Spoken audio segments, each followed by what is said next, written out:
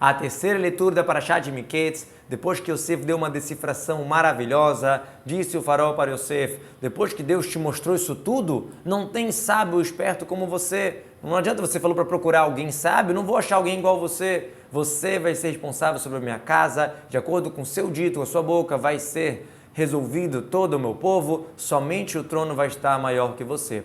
Ishak Itzan será nutrido, será sustentado, ou seja, tudo vai ser feito na sua solução, na sua jurisprudência. Igual Ven Meshek Beiti, Nashkuvar, ou seja, quem vai resolver, quem vai nutrir tudo, quem vai alimentar todo o processo. Somente o trono, ou seja, que vamos chamar de rei, mas na prática quem vai liderar tudo é você. Que ser a linguagem da realeza, né? Não é só o trono, a ideia de querer dizer a realeza, igual ele fez o seu trono ficar mais do que o Senhor, o rei e tal.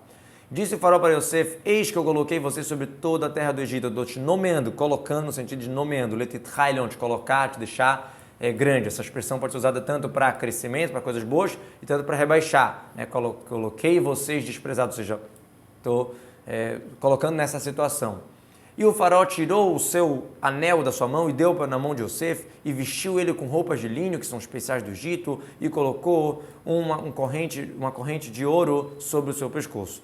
Entregar o anel do rei, isso é um sinal de que quem está recebendo isso, que ele vai ser o número 2, o vice-rei, o segundo na grandeza em todo o reino do Egito. Bigdei roupas de linho, que são coisas importantes no Egito. Então, era uma simbologia ali de colocar, vesti-lo com roupas de linho. Revid é anak, que é chamado uma corrente, e já que ele vem com vários anéis, né, uma argola uma na outra, por isso que é chamado de revid, igual marvadim, né, marvadim mastalar, avati, arsi, que é uma do lado da outra. Né, fiz a pedra, né, botei uma pedra do lado da outra no chão, na linguagem da Mishnah, mukaf, ruvadim, sheleven, roved azará, né, que é no chão que tem uma do lado da outra, então a mesma coisa, revid, porque uma argola na outra formando a corrente. E ele montou ele na carruagem, a segunda carruagem do faraó, ou seja, a carruagem realmente do vice-rei, e chamaram perante ele de Avrer, e colocou ele sobre toda a terra do Egito. Mirkevet HaMishneh, a segunda da sua carruagem, que vai do lado do faraó. O que quer dizer Avrer, como a tradução? Den Abalemalka. Esse aqui é o Av, ele é o pai, para o reinado, ou seja, que ele é o conselheiro, ele é o grande patrão do rei, ele dá conselhos até para o próprio rei. Rech, linguagem aramaico, é rei. Como a gente encontra na Gemara, Lorecha Vlobarecha, não sou nem rei nem filho de rei. Outra explicação, explicou Rabi Uda, Avrecha Yosef, porque ele é Av, ele é pai em sabedoria, Irach e Mole, ou seja, recente em anos, ele é muito jovem e muito sábio. Então é Avrech, eu chamo para um jovem que é sábio. Falou Rabi Yosef do Maskito, uma outra explicação, ele questionou Rabi Akiva e fala até quando você está deturpando para nós os versículos. Avrech é linguagem de Birkaim, de joelho, como assim? As pessoas entravam ou saíam só com a permissão dele. Como ele fala, Venaton, não estou colocando ele sobre o Egito, ou seja, só pode andar, só pode resolver as coisas, né, se locomover com o joelho e tal, só de acordo com a permissão do Yosef. E disse o faraó para Yosef, eu sou o faraó, fora de você nenhum homem vai levantar sua mão e seu pé em toda a terra do Egito. Ou seja, eu tenho a possibilidade de decretar e eu estou decretando que ninguém vai levantar a mão nem o pé sem a sua permissão. Biladeira sem a sua permissão. Outra explicação, eu sou o faraó, ou seja, eu vou ser o rei, né, que é fora de você, eu sou o rei. A única coisa que eu tenho que você não tem é que eu sou o rei, como a gente falou antes, só o trono vai estar acima de você. O que quer dizer a mão e o pé? Com a tradução do Unclus, a mão seria a possibilidade de ter arma, o pé seria a carteira de habilitação, de poder dirigir. Então é interessante que já tinha ali o porte de arma e a carteira de habilitação, a permissão para ter armas, a permissão para usar as carruagens, já na época do Egito, né, muitos anos atrás já existia.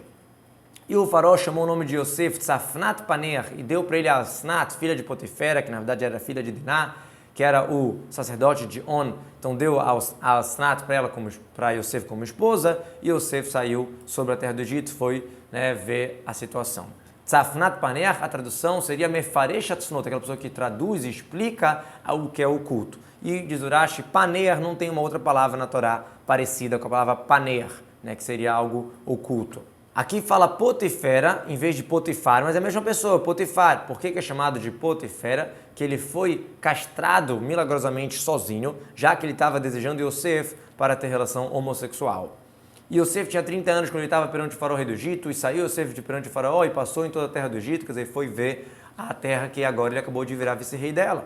E a terra realmente se fez virar nos 7 anos de fartura para depósitos. E a terra foi feita como a tradução do Onkelos, as pessoas da terra reuniram comida, mas de qualquer jeito a expressão de fazer não está fora de local, continua sendo o mesmo sentido, porque as pessoas fizeram virar um depósito através que reuniram a comida, né? Então não tem problema. Likmatzim, comets al comets, cada punho com punho, ou seja, juntando de mão em mão, juntando de pouco em pouco, eles iam juntando para poder virar um depósito. E juntaram toda a comida dos 7 anos que tinham na terra do Egito e deram as comidas nas cidades, cada comida do campo da cidade que estava em volta, colocaram dentro daquela cidade. Como assim?